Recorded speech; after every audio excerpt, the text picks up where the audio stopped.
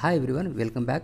This is our 19th class, and in this class we are going to learn about the familiarization of MOP alarm windows. So without delay, let's get started. Learning objective. Topic 1. Familiarization of all items related to alarm system. Topic 2. Difference between manual cutout and invalidate channel. Topic 3. Familiarization of color coding used in alarm system. Topic 4. MOP screen alarm list. Topic 5. MOP screen event log. Topic 6. MOP screen manual cutout. And last, topic 7. MOP screen channel list. So now going to see all the topic in detail. This is a screenshot of MOP window. Here this empty area at the top is called new alarm information bar. At the right top corner you can see there are 4 squares are present. Out of 4, 3 are having circles inside and last has a square inside. These are also used for alarm information. In some model of MOP you will find instead of circle, triangle is used in first 3 boxes. The last one will be remain same, but altogether both are same. There is no any difference. Now going to explain about this 4 square. First box give information about total number of new unacknowledged alarm. Second box give total number of active alarms.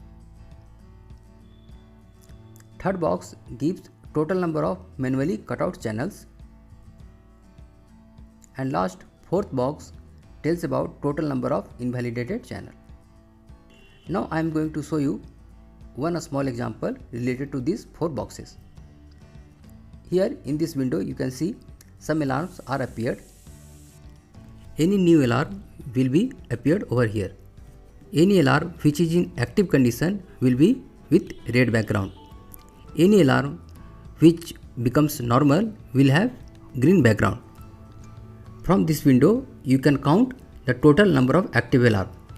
Like here, total number of active alarm is 1, 2 and 3. So here total number of active alarm is showing 3 number. In the same way you can count total number of unacknowledged alarm as well. Here at the left side a status of acknowledgement is provided for any particular alarm. Any alarm with this exclamation mark indicating the alarm has not been acknowledged yet, and the alarm with the tick mark is showing that alarm has been acknowledged. So you can count here there are total number of 2 unacknowledged alarm. So here it is showing there are 2 number of unacknowledged alarm. This button is showing about the manual cutout. That means if you want to manual cutout of any channel, then select that channel and click over here. Then the concerned channel will be manually cut out. Now going to see another example. Here the same thing. Total number of unacknowledged alarm you can count. There are 2. So here written 2. And total number of active alarm you can also count 1 and 2. So there are 2 number of alarm is reflecting over here.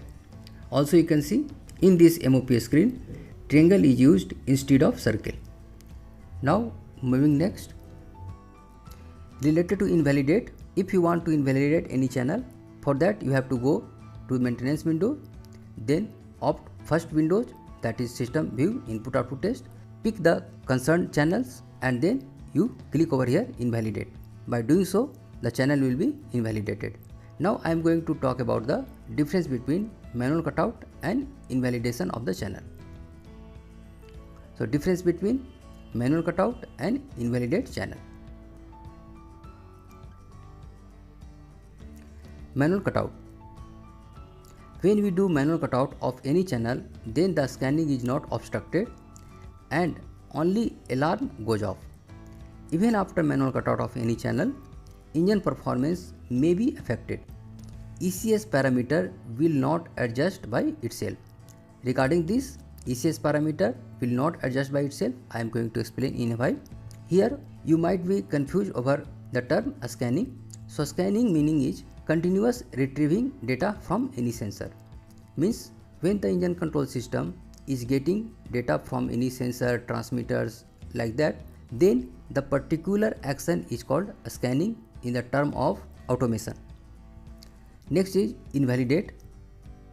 When we invalidate channel, then scanning of that particular channel is stopped and also alarm goes off. In this condition, ECS will adjust some parameters by itself. Now I am going to show you the same with help of one small animation so that you will have a better understanding about the manual cutout and invalidation of the channel. In this example, I have taken one pressure transmitter which is sensing jacket water pressure, and the signal is going to the engine control system and continuous scanning is also being performed. Presently it is showing 4.5 bar and it is being sensed by the engine control system. Now suppose as of sudden this pressure transmitter start malfunctioning and giving erratic signal like represented here 1.5 bar. The alarm has appeared and also engine has gone in slowdown mode. Now for this particular channel I have two options.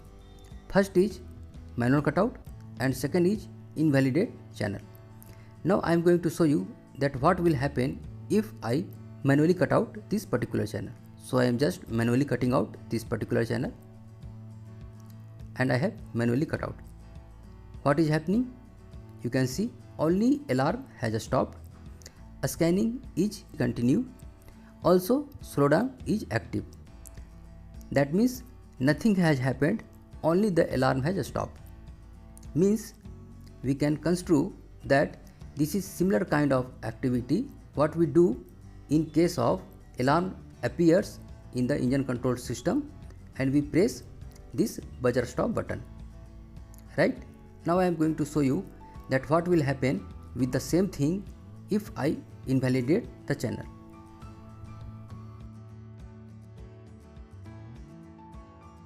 Now suppose we are at the same position and now I am opting this invalidate channel. Now let's see what will happen. As soon as I invalidate this channel, the scanning is stopped, alarm has also gone and now slowdown active has also disappeared. So now I can run the engine at any RPM I desire of. So this is the difference between manual cutout and invalidate channel. In manual cutout only alarm is suppressed, but in invalidate channel I am totally discarding this particular sensor from the system. So in this condition, now ECS will understand that so and so channel has been invalidated and I have to run the engine with this condition only, and therefore it will do some adjustment in its parameter or in functionality. That is called the adjustment of parameters by ECS. I hope you understood that what is the adjustment of parameter by ECS. Now moving next, restriction of invalidate channel. In ME engine we have some restriction about invalidation of channels. If channel is not so important, we can invalidate that channel. For example, start air low pressure, battery voltage low, etc. But if channel is very important, then we cannot invalidate it. For example, tacho alarm, low hydraulic oil pressure alarm, etc. So we have restriction of invalidation of channels in the ME engine system. Now the same thing I want to show you with help of one small animation. Suppose this is the engine control system and this is the engine. I have here three channels. Number 1 channel is of less important, number 2 is also less important, but number 3 channel is very important. So if suppose number 1 channel is erratic giving alarm, so I can invalidate this channel. I am allowed, I can do so. Same thing with number 2, if it is giving alarm, I can invalidate this channel as well. But if the channel number 3 is doing so, then as soon as I am going to invalidate, the alert message is appearing that invalidating this channel not allowed. In some models, you will not at all authorized to invalidate this channel that means the invalidate button what I shown you in the previous slide will be not highlighted. Now moving next. The lesson learned is that in case of malfunctioning of any sensor, wire breakage or erratic reading, the concerned channels can be invalidated. If the channel is very important like tacho system alarm, hydraulic low, high pressure shutdown, lever low pressure etc, then ECS will not allow you to invalidate the channel. You have to sort out the issue anyway. Now going to discuss about the color coding for the alarm window. These are the color codings and these color codings are given in the manual book. Here I am not going to explain each and every color coding. You can pause the video and you can have a look. Furthermore, you can also refer to the manual book related to this color code. Now moving next. Now here I am going to explain about the sub windows of main alarm windows.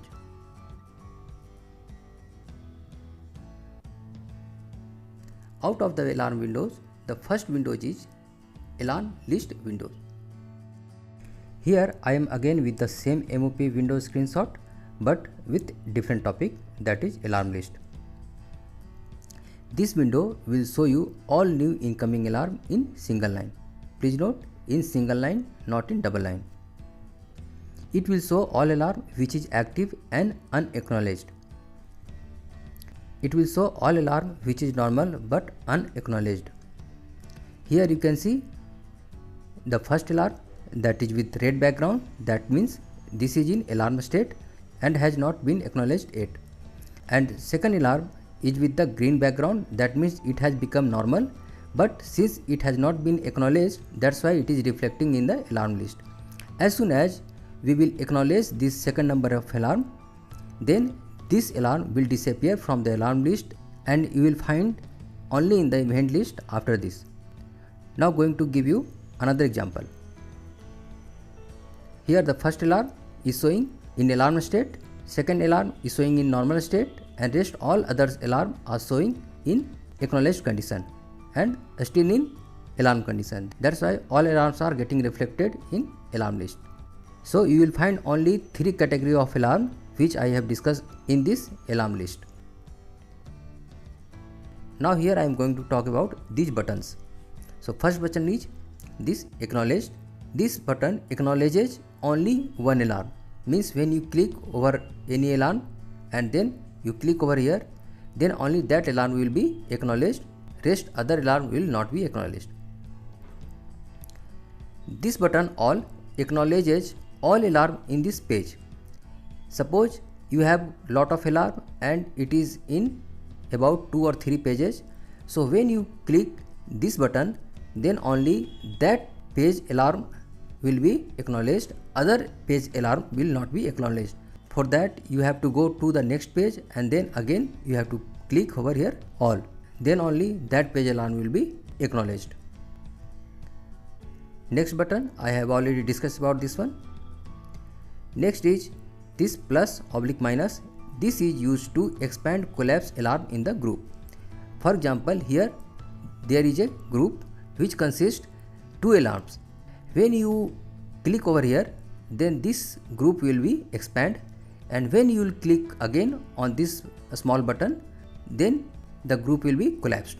Regarding this I have a small video, so I am going to show you in a while. This button will take you to the last page of the alarm list window. This button will take you to the next page of the alarm list window. And this button will take you to the next row. Suppose I have opted this row. If I will click over here, then it will automatically go to the next row. And the next, all these 3 button will be reverse of the what I have just stated. That means this button will move the row in upward direction, this button will move the page forward, and this button will take you to the first page of the alarm list window. Now going to talk about our next button, that is info. This is very important button and everybody should know about this button. This button is used to get the information about the particular alarm. So how to use? First you have to click over the alarm. For example, I have clicked over here this group button. Then I will click over here info. As soon as I click on this info button, then a pop-up windows appears with heading info. In this windows, a message is displayed in which there are 4 topics given. The first topic description gives information about the alarm. The second topic cause will tell you that what are the various causes for generation of this alarm. And third topic, that is effect, will tell you that by this alarm what all effect will be there on the engine. And fourth, the action which you need to take in order to sort out the alarm. So when you diligently follow these action steps, then you can be able to sort out the 80 to 90% of the problem in the ME engine. So it would be my suggestion that whenever you get any alarm and you are not very much aware about that particular alarm, then please click on the info and read all the 4 topics and carry out the actions step by step displayed in the info pop-up windows. Now moving next. Here I will show you a small video related to acknowledgement and expand collapse of a group alarm. So just see. Now total number of 12 alarm has appeared and none of them has been acknowledged by operator. So displaying total number of 12 alarms. This second row is selected and now I am going to click over here acknowledged. So only second row is acknowledged. Now I am going to click on all button. Then all alarms is now acknowledged. Now I am selecting the top row and then I am clicking over here expand contract.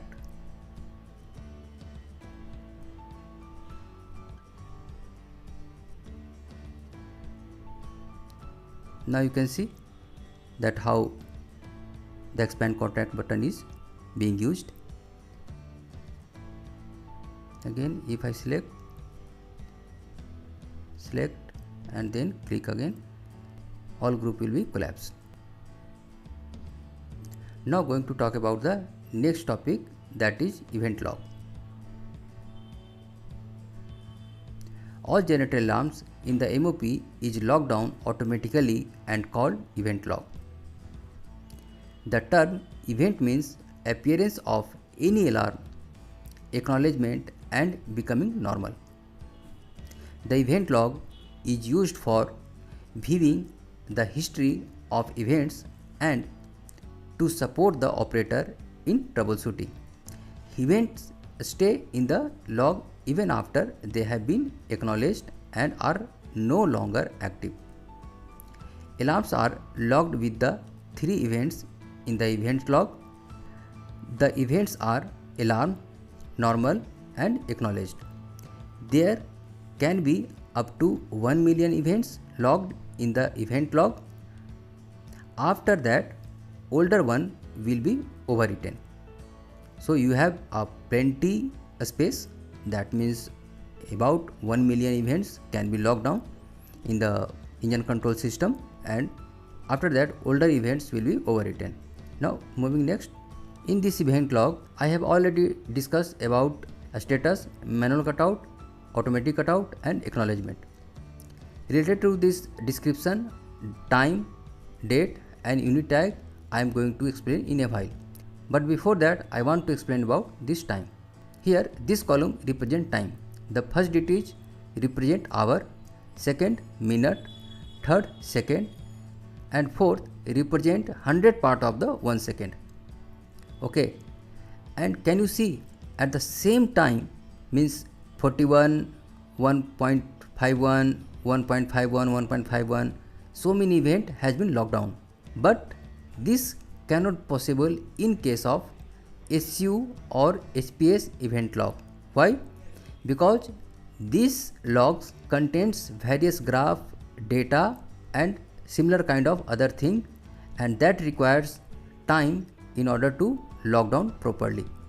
But as far as simple events are concerned, this doesn't require any graph, other data, and that's why they can be logged in a very narrow range of time. I hope you have understood the difference between the SU HPS event log and normal event log. Okay, now I am going to talk about these three buttons. Searching for an event from a specific date and time or by tag number. So our first button is unit tag filter. When you click this button, then this pop-up window will be appeared, and this window facilitate you to assort the event as per their unit, their index or their tag number. Unit means ACU, ECU, CCU, EICU, etc. are called unit. Their indexes like ACU 1, 2, 3, ECU AB, EICU AB, CCU 1, 2, 3, 4, 5, 6 like that are called the index. And tags you can find over here, these are called tag, like ECU A 5131, this 5131 will be called tag. Similarly ECU B 0201 DF80 is called tag. So you can search or assort the events in the name of tag as well. After that, click over here phase selected. After that you click over here apply. Then all your required event will be sorted out and will be displayed over the MOP screen. Now our next button is time span filter. When you click this button, then this pop-up window will be appear. Through this window you have lot of options, like you can choose the date, from, time, from, to date and to time. After that, when you apply, then all events will appear on the MOP screen with this filter. Now our next button is go to date and time. When you click on this button, this sort of pop-up window will appear. Through this window you have option to search the events of a particular date with particular time.